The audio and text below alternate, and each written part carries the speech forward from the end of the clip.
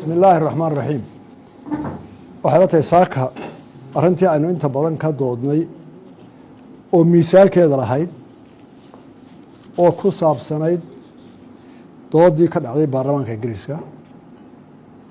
markii dhan walba aynu ka rognay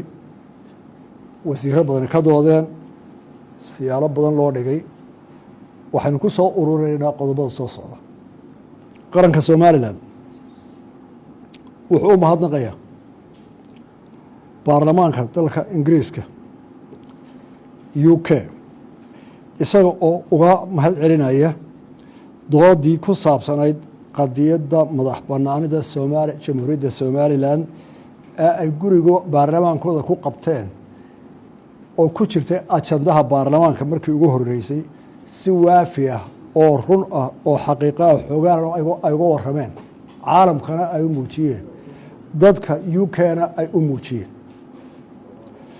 waxaan si gaar ah uga mahadnaqaynaa xildhibaanadii sida weyn u taageeray qadiyadda Somaliland ee sida xogaalnimada uga warramay soona jeediyey inay waajib muqadas ku tahay caalamkaba in la aqoonsado Somaliland sidoo kale waxaanu si gaar ah uga mahadnaqaynaa xildhibaanadii golaha keenay dooda aqoonsiga Somaliland iyo xildhibaankii hogaaminayay arrintaa ee soo abaabulay Honorable Gavin Williamson qaran ahaan Somaliland waxay u mahadnaqaysaa dhammaan jaaliyadaha Somaliland ee qurba jooga ama meel ay joogaan iyo dal kasta ay joogaanba waxaanu si gaara ugu mahadnaqaynaa jaaliyadda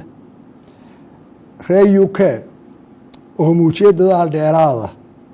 oo arrintaas si dheeraada xil iskaga saaray oo uga soo shaqeeyey aad iyo aad buu shacbiga Somaliland iyo xukuumadduba idinku mahadnaqaya waxaa loo mahadnaqayaa waynu qaran ahaan ugu mahadnaqaynaa dhammaan cid kasta oo Somaliland u geysatay taageero siyaasadeed oo qadiyaddooda taageeraysa tu dhaqaale iyo tu aqooneedba dowladda Somaliland iyo shacbigeedu waxay ka midaysan yihiin inay wax walba u huraan madax bannaanida iyo aqoonsiga helidiisa qarankooda waddo kasta ay u marayaan iyo culays kasta ay ku kacayso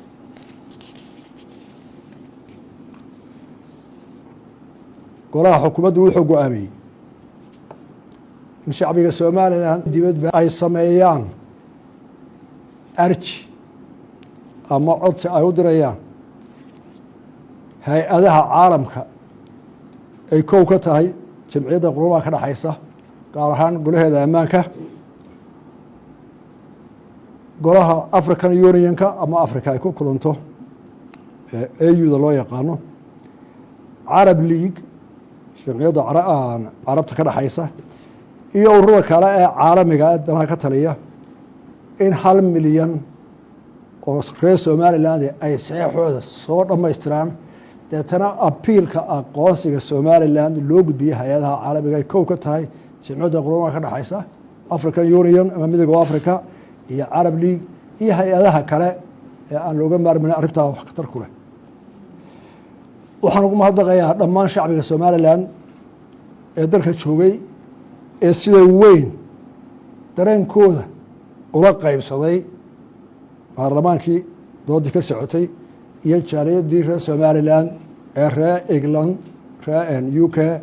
ee hawshaa ka soo qayb galay golo wuxuu hambaliyanayaa dhammaan ciddii ka qayb qaadatay hawshaa golo wuxuu ku boorinayaa shacbiga Somaliland dhammaantii inuu u guntado hawl kasta ay ku qaadanayso waqti kasta ay ku qaadanayso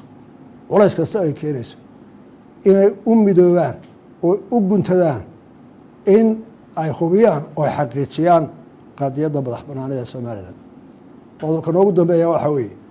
waxaan uga digaynaa dowladda Muqdisho oo hadda bilowday weerar qaawan oo ay ku qaadaan baarlamaanka xubnihii baarlamaanka hawshaa galay iyo golayaasha caalamka aba inay ka dagaal galaan inay meel marto qadiyadda Somaliland waxaan u sheegaynaa dowladda Muqdisho dadka waxaa ka talinaya waxaasi waxay sii kordhayaan waa nacayb kala fogaansho iyo colaad dheeraato oo aad ku dhex beeraysaan soomaalida gudaheeda iyo cadaawad fogaato oo ubadkeena soo socda ay u sii taagnaato inaanay caqlid ahayn somalilandna ma aha mid ay cidi ku qasbi karta madax banaanadeeda iyo go-aankeeda iyo masiirkeeda horay ugu naf iyo maalba haddana waa u diyaar aad iyo aad ba mahadsantihin.